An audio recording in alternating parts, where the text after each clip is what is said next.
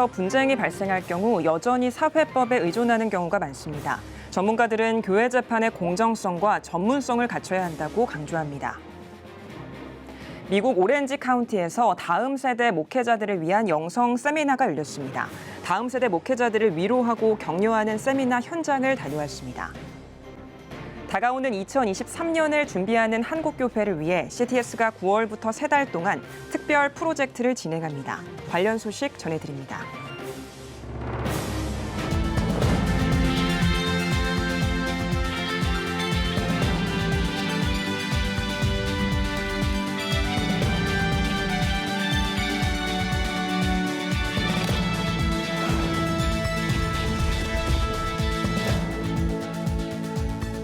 시청자 여러분 안녕하십니까? 9월 1일 CTS 뉴스입니다. 교회 안에서도 다양한 분쟁과 갈등, 다툼이 일어납니다. 하지만 이를 교회 안에서 해결하지 못하고 사회 법정에 가는 일도 종종 일어나고 있는데요. 전문가들은 교회 재판의 공정성과 전문성을 확보해 신뢰도를 회복해야 한다고 강조하고 있습니다. 최대진 기자가 전해드립니다. 서로의 의견과 생각이 다르면 다툴 수 있고 분쟁과 갈등이 생길 수도 있습니다. 그러나 사회의 본이 돼야 할 교회마저도 분쟁과 갈등을 교회 내에서 해결하지 못하고 일반 사회와 마찬가지로 결국 사회 법정까지 가는 경우가 많습니다. 이처럼 교회가 사회 법정에서 다툼을 이어가는 것이 교회의 대사회적 신뢰도가 바닥을 맴돌고 있는 원인 중 하나로 지적되고 있습니다. 교단이 10년 넘게 사회 법정에서의 분쟁과 갈등으로 표류하던 감리회의 경우 현재 교단 행정 등 대부분 정상화됐습니다. 하지만 일부 감리회 소속 관계자들은 여전히 사회법으로 끌고 가 분쟁과 다툼을 이어가고 있습니다. 이 밖에도 수많은 교단과 교회들이 교회법으로 해결하지 못하고 사회법정에서 다투고 있습니다. 한국에서 유독 지금 그런 교회 내부 문제를 교회 스스로 성경적 방법으로 해결하지 못하고 사회법 그러지만 결국 이제 국가법이죠. 국가법 그 힘을 빌려가지고 해결하려고 하는 그런 것이 너무 많습니다. 왜 해결이 안 되느냐 하면 전임 목사와 담임 목사와의 관계, 거기에 대한 또 그 목사끼리 그 말하자면 팬덤이라고 그럴까, 그 지지자들 이렇게 되니까 충돌이 발생하니까 오고, 게다가 또 재산 문제가, 재산에 대한 문제가 생기니까 해결이 어렵습니다. 전문가들은 한국교회 내부의 재판기관이 공정하지 못했고 결국 불신이 쌓여 사회법에 의존하는 경우가 많아졌다며 가장 큰 문제는 교단과 교회들이 신뢰를 잃었고 해결할 수 있는 권위마저 상실했다고 지적합니다. 선거와 관련한 분쟁도 많습니다.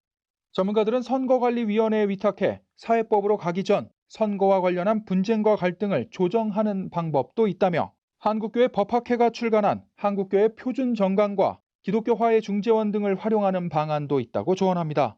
특히 교회 재판기관이 공정성과 전문성을 확보해 신뢰성을 회복하는 게 가장 우선돼야 한다고 강조합니다. 그래서 전문성이 또 교단 헌법이나 교회 정관에 대해서 숙지를 해야 합니다. 법조인들이. 그러니까 연륜과 경험을 갖춘 이런 분들을 해서 활용을 하면은 그 재판국 구성원이 될 수가 있고 재판위원이 될 수가 있어요. 화해중재원도 물론 뭐 파견하고 이제 보낼 수도 있습니다. 교단하고 관계없는 사람들, 외부 전문가라든가 이런 사람들을 재판위원으로 해가지고 좀 그 재판이 공정성, 신뢰성을 회복하는, 이게 이제 저로서는 가장 현실적인 방법이 아닌가. 좀 그런 이런 제안이 과연 지금 교단의 그 지도층이 얼마나 귀를 기울일지 모르지만 어떻게 보면 현실적인 회복책이 아닌가 이렇게 생각을 합니다. 한국교회 내에서 분쟁과 갈등을 해결할 수 있는 대안이 마련돼 있는 만큼 전문가들은 교회 내부에서 해결할 수 있는 방안을 찾는 것을 우선시해야 한다고 강조합니다. CTS 뉴스 최대진입니다. 미국 내 한인교회 수가 2년 사이에 650개 정도 줄어든 것으로 나타났습니다. 코로나 영향 때문인데요. 이런 가운데 캘리포니아 오렌지 카운티에선 다음 세대 한인 목회자들을 다시 일으키기 위한 영성 세미나가 열렸습니다. 이유리 통신원입니다. 오렌지 카운티 기독교 교회협의회가 주최하는 차세대 목회자를 위한 영성 세미나가 은혜 한인교회에서 열렸습니다. 위드 코로나 시대 목회적 위기, 어떻게 극복할 것인가를 주제로 열린 이번 세미나는 지역 내 한인 목회자들의 교류를 활성화하고 특별히 소형교회 목회자들을 격려하기 위해 개최됐습니다. 또 교회들마다 정말 팬데믹으로 인해서 예배도 제대로 진행이 안 되는 상황에서 다시 한번 이 지역의 교회를 살리고 그리고 예배를 회복하자. 그리고 특별히 무엇보다도 목사님들이 한번 영적으로 다시 한번 회복하자라는 그런 취지로 이번 세미나엔 베델교회 김한효 목사, 나성 순복음교회 진유철 목사, 에브리데이 교회 최홍주 목사, 은혜 한인교회 한기용 목사가 강사로 나서 목회 노하우를 공유했습니다. 김한효 목사는 코로나 팬데믹을 통해 하나님이 주신 교훈은 기초로 돌아가는 것이라며 다른 무엇보다 강단이 회복돼야 한다고 강조했습니다. 다른 여러 가지 중요한 사역들도 있지만 그거 이상으로 시간과 나의 삶을 완전히 헌신해서 강단을 지키는, 강단의 시간을 투자하는 그것이 바로 목회자의 리더십이고 교회가 사는 방법이다. 참석자들은 목회 선배들의 목회 경험과 진심 어린 격려에 많은 도전과 위로를 받았다고 소감을 밝혔습니다. 사실은 팬데믹 기간에 어려움이 많이 있었는데 오늘 말씀을 들으면서 또 도전을 다시 받게 되고 다시 믿음을 회복하는 시간이 되었습니다. 제가 분명히 알고 있다고 생각했는데 놓치고 있었던 부분들, 하나님의 말씀 붙드는 것이 얼마나 중요한 것인지, 목회적인 리더십이 단상에서, 우리의 목회적인 단상에서 설교에서 나온다는 것, 그리고 성령 하나님께서 우리를 도우신다는 이런 것들이 저에게는 정말 큰 도전이 되었고 정말 많이 배우고 갑니다. 오렌지 카운티 기독교 교회협의회는 영성 세미나뿐 아니라 30대에서 50대 목회자를 강사로 세워 특별 새벽 예배를 진행하는 등 지역 내 차세대 목회자를 세우는 일에 박차를 가하고 있습니다. 차세대 목회자 화이팅! CTS 뉴스 이율입니다. 이제 9월입니다. 올해도 이제 3개월 정도 남았는데요. 다가오는 2023년을 준비하는 한국교회의 움직임도 빨라지고 있습니다. CTS가 이를 위해 9월부터 3달 동안 2023 목회 인사이트 프로젝트를 진행합니다. 한국교회를 논하다에서 7주에 걸쳐 특별 기획을 준비하고 목회 콘퍼런스와 관련 다큐멘터리, 매거진도 나올 예정인데요. 이현지 기자가 전해드립니다. 팬데믹 3년 급격하게 변화하는 목회 현장을 진단하고 대한민국 미래 목회에 대한 통찰력을 가지는 것이 절실한 상황입니다. 이에 CTS가 내년도 목회 방향성을 제시하는 2023 목회 인사이트 프로젝트를 진행합니다. 최신 트렌드와 실제 사례 등 교회 현장에 도움을 줄 수 있는 양질의 목회 정보 서비스를 제공하겠다는 취지입니다. 먼저 CTS 토론회 한국교회를 논하다에서 특별 기획을 편성합니다. 생방송으로 진행하는 프로그램에서는 9월 첫 주부터 장장 7주 동안 2023 목회에 무엇을 준비해야 하나를 주제로 전문가들의 뜨거운 패널 토론이 펼쳐집니다. 주요 주제로는 팬데믹과 탈종교화 현상, 다음 세대와 MZ세대, 실버 목회, 디지털 환경 변화와 하이브리드 목회, 자살과 인구 문제 등으로 한국교회가 2023년을 준비하며 주목해야 할 이슈들을 총망라할 예정입니다. 관련 컨퍼런스도 개최합니다. 온 오프라인으로 동시에 진행하는 대한민국 목회 컨퍼런스 2023 목회 인사이트, 커뮤니티 처치, 브릿지 처치, 그로잉 처치까지 총 3가지 주제를 중심으로 부산과 강원, 대전 지역을 순회하며 총 3번에 걸쳐 열립니다. 해당 컨퍼런스 내용을 담은 다큐멘터리와 매거진도 발표합니다. 9월부터 11월 순차 방영하는 다큐멘터리 2023 목회 인사이트, 인물 중심으로 컨퍼런스를 재구성한 매거진 시선도 발표를 앞두고 있어 기대를 모으고 있습니다. CTS 뉴스 이은지입니다. 전주 바울교회가 창립 40주년 기념 감사예배와 찬양 콘서트를 열었습니다. 이번 음악회에서 전주 바울교회 신현모 목사는 40년 역사는 하나님께서 해주셨다며 항상 겸손하며 본받는 바울교회가 되길 바란다고 전했습니다. 창립 40주년의 역사는 하나님의 역사였습니다. 성도들의 희생과 헌신, 원로 목사님의 뜨거운 열정이 어우러져서 오늘의 역사를 이루었는데 이제부터 40주년을 새롭게 열어가야 될 과제와 거룩한 부담감이 우리에게 주어져 있는데 새롭게 날아오려고 합니다. 하나님께 모든 영광을 돌리고 우리 하나님 앞에 힘차게 도약하는 바울교회가 되기를 소망합니다. 찬양 콘서트에서는 마음 전파상을 비롯해 다윗과 요나단 등이 출연해 공연했습니다. 대한예수교장로회 합동 서북지역 노회 협의회가 회복을 넘어 부흥이란 주제로 부부 수양회를 개최했습니다. 서북지역 노회 협의회 대표회장 김진하 목사는 은혜와 재충전의 시간을 통해 목회의 대안을 찾는 복된 시간이 되길 바란다고 인사했습니다. 지난 29일부터 사흘 동안 진행한 수양회에는 목회자와 장로 부부 300여 명이 참석했으며 진경 총회장 소강석 목사와 사랑스러운 교회 배만석 목사 등 7명의 강사가 함께했습니다. 오늘의 주요 단신입니다. 홀트 아동복지회가 다음 달 4일 2022 미혼 한부모를 위한 나눔 콘서트를 개최합니다. 윤덕현 밴드가 참여하며 콘서트 수익금은 미혼 한부모 가정의 자립을 응원하기 위해 사용될 예정입니다. 서울 YWCA가 창립 100주년 기독시민 아카데미를 개최합니다. 환대와 평화를 못다를 주제로 열리는 아카데미는 9월 6일부터 4주 동안 매주 목요일에 진행하며 중앙대학교 김누리, 숭실대학교 구미정 교수 등이 강사로 나설 예정입니다. 대한예수교장로회 통합총회 청년회 전국연합회가 20일부터 12주 동안 신약 바이블 클래스를 진행합니다. 장청 이중지 회장은 어려운 시대를 살고 있는 청년들에게 이번 신약 클래스가 큰 도움과 위로가 될 것이라며 참여를 요청했습니다. 한국창조과학회와 에어랩 아카데미 선교회가 업무 협약을 체결했습니다. 두 기관은 성경의 권위와 무호성을 바탕으로 성경적 창조신앙 회복과 함께 한국교회와 다음 세대를 건강하게 세우는 사역을 공동으로 추진할 계획입니다. 지금까지 오늘의 주요 단신이었습니다. 여러분은 지금 CTS 뉴스를 시청하고 계십니다.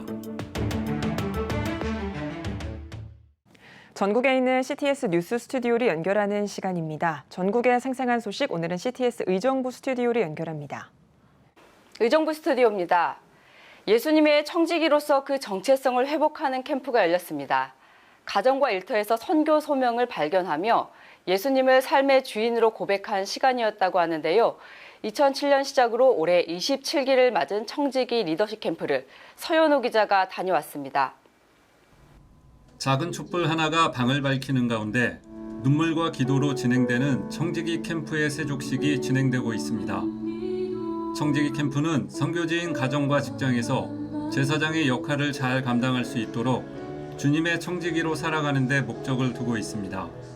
청지기라는 것은 주인이 맡긴 일을 하는 사람이 청지기입니다. 청지기로 돌아가는 것, 그것이 바로 구원이고 그것이 바로 예수님이 이 땅에 오신 목적입니다. 그래서 우리가 그 청지기로 돌아가자라는 그 운동을 우리 청지기 캠프에서는 실행하고 있는 겁니다. 청지기 리더십 캠프는 그리스도를 초점으로 기도를 생활화하는 경건 생활과 하나님을 알고 말씀을 연구하는 탐구 생활, 기도와 말씀을 행동으로 움직이는 실천 생활을 중심으로 하고 있습니다. 2007년 1기를 시작으로 2022년 27기를 맞이하는 이번 캠프까지 총 2천여 명의 청지기를 양성 배출했으며 세계 선교를 위해 땅끝까지 확산시킬 계획입니다. 근데 이곳에 오면 다 내려놓고 정말 주님 섬기듯이 그렇게 온전히 누군가를 섬길 수 있다는 것이 그게 불편함이 아니라 얼마나 행복함인가를 깨닫게 되면 누구나에게 매료가 될 겁니다. 이번에도 정말 몸은 피곤하지만 영혼은 너무 행복한 이유가 이렇게 섬길 수 있다는 게 너무 행복하기 때문입니다. 캠프 생활을 한 저에게 딱 한 가지 소원이 있고 기도가 있다면 이 은혜로운 체험을 제 지인하고 친구들에게 전하고 싶습니다. 3일간 진행되는 청지기 캠프는 캠프 이외에도 소규모로 모임을 진행해 지속적으로 신앙을 점검하고 있습니다. 오는 24일 선교음악회가 광흥기도원에서 진행될 예정이며 내년 1월 5일 제28기 청지기 캠프가 열릴 계획입니다. CTS 뉴스 서현호입니다. 빠르게 변하는 시대 가운데 본질에 집중하는 교회가 있습니다. 코로나 위기 속에 말씀과 기도로 영성 훈련을 이어오고 있는데요. 오늘은 인천 연희교회 조경열 목사님 모시고 이야기 나눠보겠습니다. 목사님 안녕하세요. 안녕하세요. 네, 목사님 코로나를 겪으면서 교회와 성도들을 위한 고민이 참 많았을 것 같습니다. 네. 인천 연희교회는 지난 3년의 시간을 어떻게 보내셨나요? 네, 코로나가 아니라도 저희 교회는 송사 문제, 불필요한 일이 있어서 어려움이 있었던 교회인데 하나님의 은혜로 다 마치고 이제 열심히 목회해야 되겠다 싶었는데 코로나가 터진 거예요. 그래서 코로나가 언제 끝나는가 물어봤더니 2023년도에 끝난다고. 아니, 그때는 제가 은퇴를 하는데 이거 어떻게 해야 되나? 기가 막히기도 하고 당황스럽기도 하고 하나님 앞에 기도했죠. 어떻게 하면 좋겠느냐고. 근데 하나님이 말씀 하나를 읽게 하셨어요. 사도행전 2장 42절의 말씀. 저희가 사도의 가르침을 받아 서로 교제하고 떡을 떼며 오로지 기도하기에 힘쓰니라. 아, 성경 보고 기도하고 교회 모이지 않아도 되는 거 아닌가. 그래서 그 말씀을 하나님 주신 말씀으로 받고 교회 비전으로 세우고 그렇게 집중하는 교회로 목회하게 됐죠. 네, 그렇게 시작한 영성 훈련으로 교회와 성도들을 세워가고 계시는데요.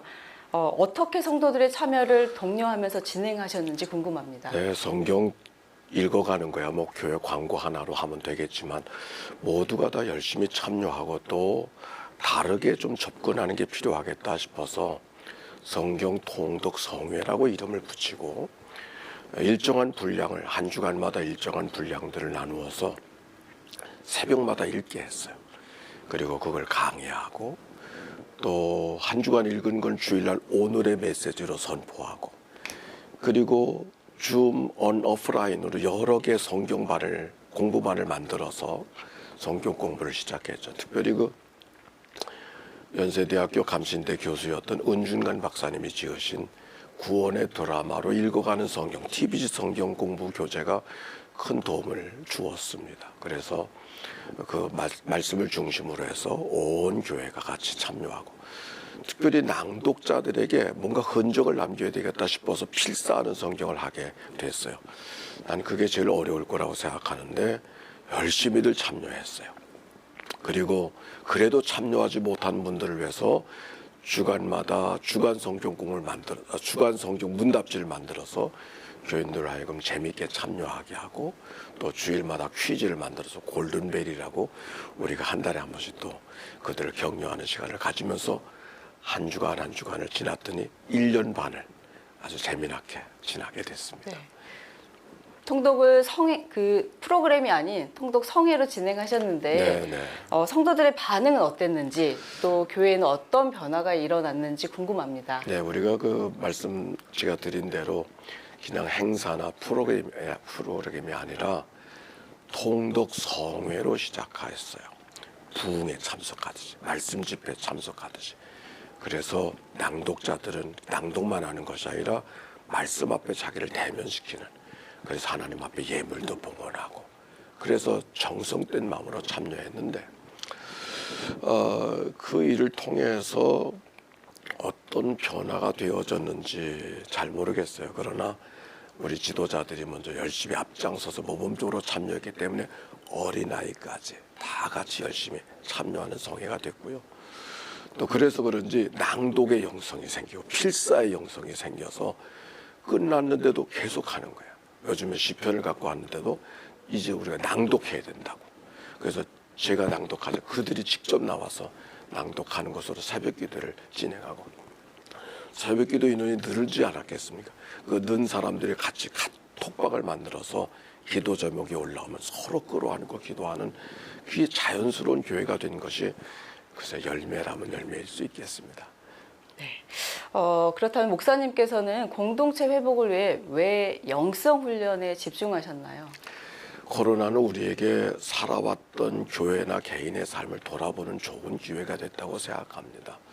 어떻게 보면 너무 교회가 관행적으로 또는 관습적인 일들이 많이 있었고 성장주의적 속에서 그저 커지기만 하면 뭐 잘 되는 것처럼 그러나 거기에 많은 폐단들이 있었다고 생각합니다. 오늘날 교회들이 사람들에게 세상 사람들의 손가락질 받는 일들 그거 다 성장주의 때문에 만들어진 일이라고 생각합니다. 아무쪼록 이 코로나는 우리가 살아왔던 삶을 돌이켜보는 시간이 되어졌는데 진정 교회인가? 진정 그리스도인인가? 아니 나는 진정 목사인가를 되묻는 좋은 기회가 되어져서 이 코로나는 우리에게 또 하나의 교회를 회복하는 기회가 되어졌다고 생각하고 예배당 벽에 맞춰져 있던 사람들이 방송을 통해서 또 유튜브를 통해서 벽이 무너지는 좋은 기회가 됐다고 생각합니다. 네. 교회의 본질을 회복하는 것이 가장 중요한 것 같습니다. 마지막으로 건강하고 행복한 영적 삶을 위한 인천 연희교회 계획과 비전이 있다면 나눠주십시오. 네, 교회는 여러 가지 송사 때문에 상처가 많은 교회였어요. 이렇게 상처를 회복할 수 있는 기회가 됐다는 것 감사하고 또 그런 기회를 위해서 새로운 옛 교회로서 오래된 교회로서의 사도행전적 교회를 만들어 가는데 제가 마지막 시간까지 좋은 목사로 남겨지는 최선을 다하는 게 마지막 여정이라고 생각합니다. 네, 인천 연희교회가 앞으로도 건강한 교회로 든든히 세워져 나갈 수 있도록 함께 기도하겠습니다. 오늘 말씀 감사합니다. 네. 다음은 수도권 지역 단신입니다. 인천 지역 목회자를 위한 2022 지저스 페스티벌이 개최했습니다. 인천 기독교 총연합회가 주관한 가운데 총회장 윤보한 목사는 포스트 코로나 시대 현장 목회에 실질적인 도움이 되길 바란다고 전했습니다. 이어 박성민 목사, 이재훈 목사, 박경원 소장 등이 강사로 나서 지저스 페스티벌의 사역을 소개하고 다음 세대 전도 전략과 목회자 리빌딩, 연합기도 운동에 대해 강의했습니다. 감리회 남선교회 중부연회 연합회가 제40회 평신도 하계수련회를 개최했습니다. 인사말에서 대회장 김승철 장로는 하나님 말씀을 통해 믿음이 성장하고 구원의 확신으로 1000번 복음 전파를 외치는 성회가 되길 바란다고 전했습니다. 이날 수련회에선 기감 중부연회 정현수 감독이 말씀을 전했으며 국내외 선교비 전달식과 영성집회, 특강이 이어졌습니다. 용인사랑 실천운동본부와 장자선교회 용인지부가 제68회 경기도 체육대회가 열리는 용인미르 스타디움에서 부채나눔 전도 행사를 가졌습니다. 이웃교회를 돕는 품앗이 전도의 일환으로 진행된 이번 전도는 성경 구절이 쓰여 있는 1000개의 부채를 선수들과 관람객, 주변 상인들에게 나눴습니다. 앞으로 용인사랑 실천운동본부와 장자선교회는 용인과 수원에서 진행했던 품앗이 전도를 경기도 전역으로 확장해 복음 전도에 힘쓸 계획입니다. 이정부 기독교연합회가 창립 50주년 기념 연합 대성회를 가졌습니다. 3일간 진행된 성회에서 말씀을 전한 꾸미교회 안희묵 목사는 속도보다 중요한 것은 방향이라며 올바른 길을 위해 끊임없이 기도하고 무릎 꿇자고 전했습니다.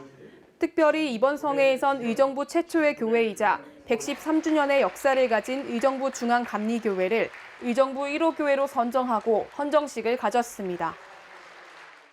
지금까지 수도권 지역 소식 전해드렸습니다. CTS 의정부 스튜디오였습니다.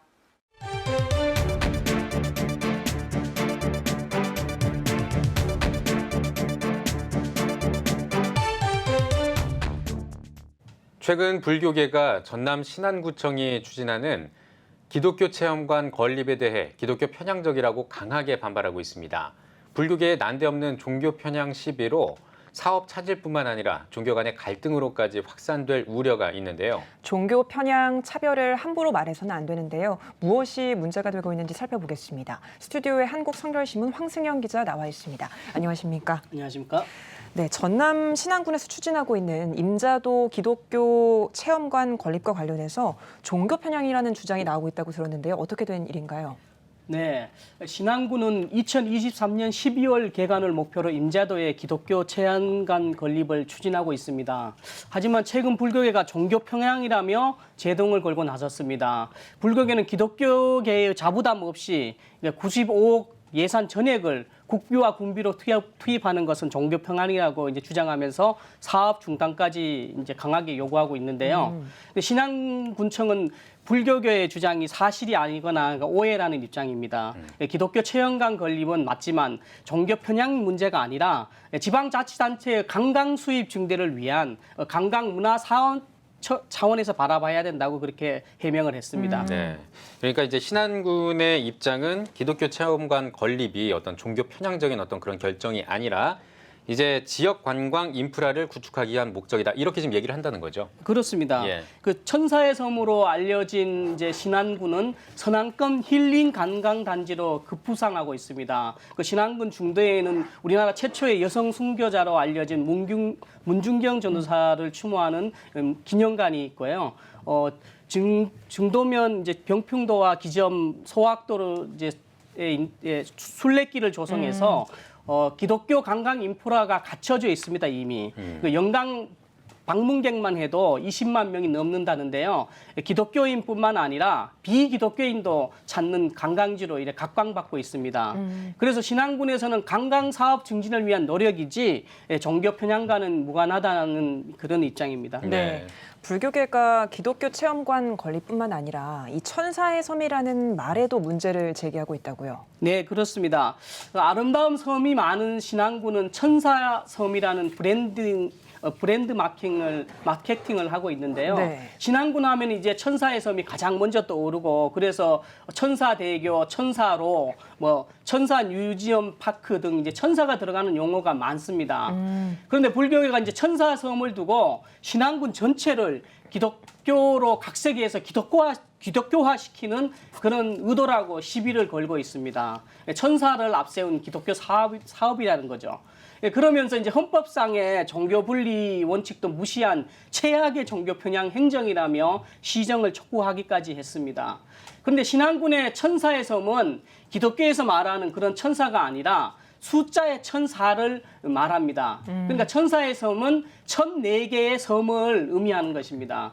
신안군에는 총 1025개의 섬이 있는데요. 그중에서 이제 나무와 풀이 없는 21개의 섬을 제외하니까 공교롭게도 1004개, 천사의 섬이었습니다. 섬의 아름다운 자연 풍경과 청정 이미지를 아름답고 순결한 천사의 이미지로 승화해서 지역의 대표 브랜드로 이렇게 설정한 것입니다. 신안군에서도 이제 천사라는 말은 단지 이제 관광 홍보로 사용됐을 뿐 기독교적 의미로 사용한 건 아니라고 설명했습니다. 불교계의 주장대로 천사의 섬이 정말 종교 평양이라고 한다 그러면 서울 지하철 9호선에 있는 봉은사역, 그 당진 영덕 고속도로 상의 충남 예산에 있는 그 수독사 톨게이트, 울산에 있는 KT역 통도사역, 이런 공공시설에 대해서는 사찰 이름까지 지나가서 지었는데 그런 건 어떻게 불교계가 설명할지 참 궁금합니다. 네, 지금 말씀 들어보니까 확실히 좀 약간은 지금 이제 불교계의 좀 불교계만의 지금 의견이 좀 보이는 것 같은 그런 의견인 것 같습니다. 그런데 이런 지금 불교계가 종교 편향, 차별 받는다, 이런 주장을 한 게 이번이 처음은 아니잖아요. 저희가 그렇게 기억을 하고 있거든요. 예, 그렇습니다. 과거에도 템플스테이 예산 삭감 등 불교계의 이익을 침해당했을 때 종교 편향 차별을 내세우며 정부를 상대로 반발한 바 있습니다. 이명박 전 대통령, 황교안 전 국무총리 등 기독교 공직자를 비판할 때도 사용했습니다. 그런데 종교 차별 편향은 불교 쪽에서 더 많이 발생한다는 지적도 많습니다. 서울 종로구 한국불교 역사문화기념관이 이 대표적인 사례로 꼽히는데요. 네. 이곳은 이제 전통 종교 문화 보존을 목적으로 국고 190억 원이 투입됐지만 실제로는 2천여 개 사찰을 총괄하는 대한불교조계종 본부로 사용되고 있습니다. 네. 불교인들만 이용하는 시설 건립에 국고를 지원하는 것은 불교 논리대로 명백한 종교분리 원칙 위반이라는 그런 지적입니다. 또 매년 수백억씩 국민 혈세를 투입하는 템플스테이나 전통문화재 유지 보수 명령으로 지원되는 정부 지원금 또한 많은데요. 이런 건 다른 종단에서 입장에서 보면 이해하기 힘든 예산 지원인 것이죠. 그 얼마 전 인기 드라마 이상한 변호사 우상호에서 다뤘던 내용인데요. 관람하지도 않았는데 내야 하는 사찰 내 문화재 관람료도 부당한 징수라는 여론이 높습니다. 이뿐만이 아닌데요.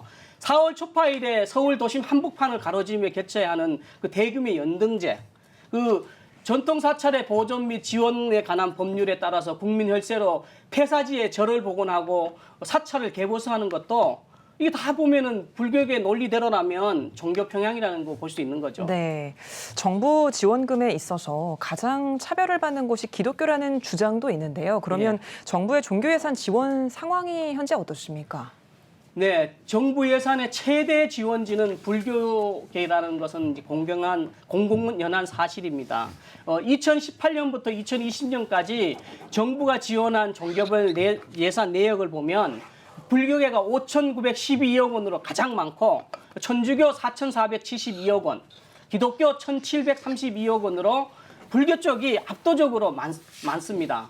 그런데 새 정부 들어서 불교계의 지원이 더 늘어날 것으로 보입니다. 문화전청은 이제 내년도 예산은 이제 올해보다 921억 원 늘어난 총 1조 293억 원으로 편성했는데요. 이 중 70%인 약 9천억 원이 문화유산 보존 관리에 사용된다고 밝혔습니다. 문화재로 보호받는 사찰이 이 불교계가 제일 많은데 거기가 최대 수혜를 받을 가능성이 큽니다. 문화재청은 또 내년 신규 사업으로 문화재 사찰 보존 지원금 54억 원, 8만 대전경 디지털 데이터베이스 구축에 11억 원 등을 편성해서 불교계는 예산을 더 늘렸습니다. 거기다 정기세까지 지원하겠다는 것도 발표했는데요. 그런데도 불교계는 전통 사찰 보수를 정비할 때 부담해야 될 자부담 비율이 20%인데 그것마저 이제 폐지해달라고 요구하고 있습니다. 네, 그렇군요. 정부의 종교별 지원 예산 격차가 정말 큰 것 같습니다. 국민의 세금을 사용할 때 특정 종교에 편중한 예산 편성은 종교 간 갈등을 키우는 원인이 될 수 있는 만큼 합리적인 정책과 지원이 필요해 보입니다. 또 취지대로 그 예산이 잘 사용되고 있는지도 확인해야 할 것 같습니다. 황소연 기자 잘 들었습니다. 예배가 살아야 교회가 삽니다. 다시 예배의 자리로 돌아갑시다. 하나님께 드리는 예배는 최고의 축복입니다. 온전한 예배를 위해서는 말씀과 기도로 나아가야 합니다. 찬양과 경배로 일어서야 합니다. 이제 다시 무릎 꿇을 때입니다. 기도 성령 운동으로 뜨겁게 일어날 때입니다. 기도할 때 가정이 회복되고 나라가 회복되는 역사가 일어날 것입니다. 하나님은 우리를 기다리고 계십니다. 본 캠페인은 백석총회와 함께합니다.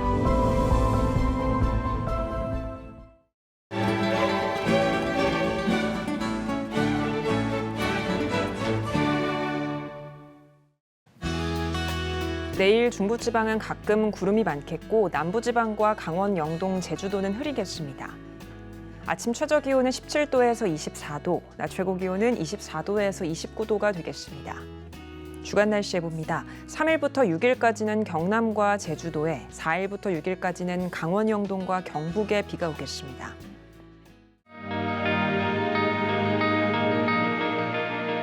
백만인 기도운동에 새롭게 참여하신 분들입니다.